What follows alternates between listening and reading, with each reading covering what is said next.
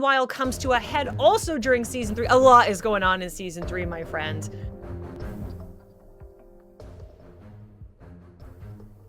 Dearest gentle reader, we have a new season of Bridgerton from Netflix on the horizon, coming our way on January 29th of this year, with the second part releasing a month later at the end of February on the 26th. In the meantime, perhaps you have not seen the first 3 seasons, or you have not seen them for quite a while. So, I am Ashley Victoria Robinson, your host and video producer here in the Popverse, and I would love to recap for you everything you need to know about the first 3 seasons of Bridgerton before season 4 comes out and we finally get to see a baby.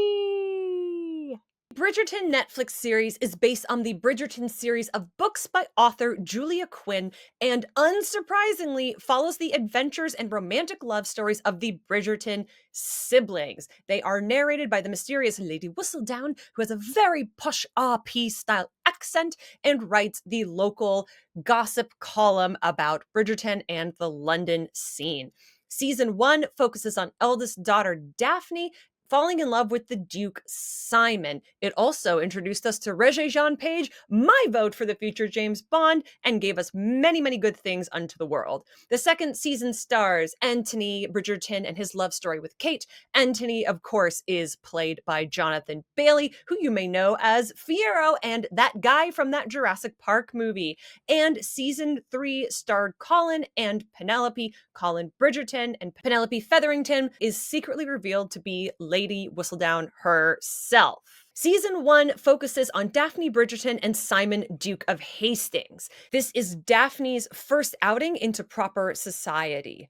They pretend not to like each other. It's not quite an enemies to lovers. It's more of a we don't really get along, even though we are the 2 hottest items around town. They court around and attract other suitors before eventually falling in love. We see their marriage quite early in the season, about halfway through, which for a love story feels a bit atypical because Simon, Duke of Hastings, comes into conflict with Daphne over his vow to never have children as a result of a difficult childhood of his own. Daphne, coming from a family of 7 siblings, has a strong desire for a large family. This leads to marital strife between them and nearly ends their marriage.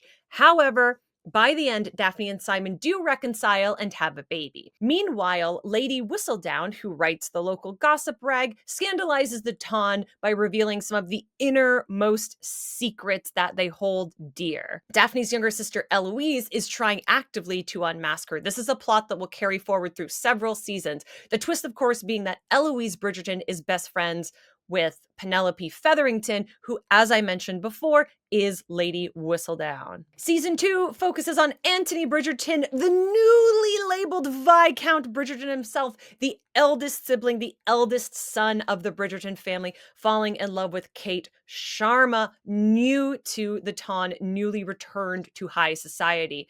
They initially clash, and this is a true enemies to lovers story because Anthony is initially courting her younger sister Edwina. Edwina is smaller. Edwina is more traditionally subservient. Edwina is very, very sweet. And although she and Kate love each other very much, Edwina eventually steps aside to allow Kate and Anthony to pursue their love story. They hate each other at the beginning. It is so, so, so fun. And then after a Mr. Darcy-esque scene, shout out to Colin Firth for walking out of the water first, Kate and Anthony eventually come together. Their conflict arises as they battle an undeniable attraction to each other while trying to do their duties to their families. Kate is trying to look after her sister Edwina, which is why she steps aside and allows her to become the focus of Anthony's attention. Anthony is trying to marry rich and well in order to keep providing for his family as the new head of the household. Much as happens at the end of the first season, Anthony and Kate do fall in love. They do get married, and by the end of the season, Kate winds up pregnant the same way that Daphne wound up pregnant at the end of season 1. Meanwhile, the Eloise and Lady Whistledown subplot continues, with Eloise getting closer to discovering Whistledown's identity, to the point where she tracks her all the way to her local printer, a young man named Theo, who gets her one step closer to discovering the identity, which of course is Penelope Penelope Featherington. Penelope, meanwhile, over these 2 seasons, not only is continuing to scandalize her neighbors, but she has been pining after Colin Bridgerton, kind of the traveling, chaotic brother of the Bridgerton family. They've been best friends since childhood. She's actively pining after him. So when season 3 rolls around, it becomes the Colin and Penelope show, a coupling affectionately called Pollen, and beloved by the fandom. In fact, we did a wonderful video with Fallon Prinzivalli all about their relationship and season 3, which you can watch right here, right now. Having been abroad to find himself and further his education, Colin Bridgerton is back, and Penelope Featherington has been waiting all along.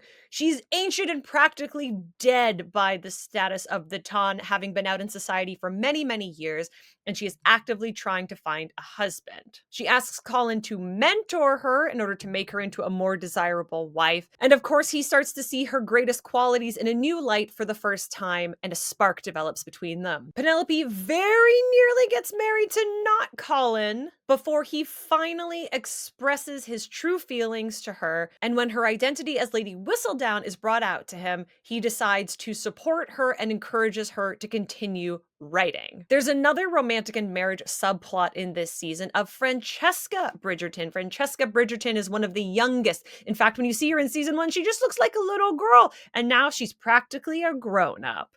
She makes her debut and attracts a lot of attention, even getting married. Not to spoil anything, but book readers know that this might not last forever. While Benedict Bridgerton, who we've seen across the seasons be a bit of a cad, a bit of a jaunt around town, explores a complicated relationship with Lady Tilly Arnold, which may or may not include other bedside partners. We stan a bisexual king. Eloise's subplot, chasing down Lady Whistledown, meanwhile comes to a head also during season 3. A lot is going on in season 3, my friends.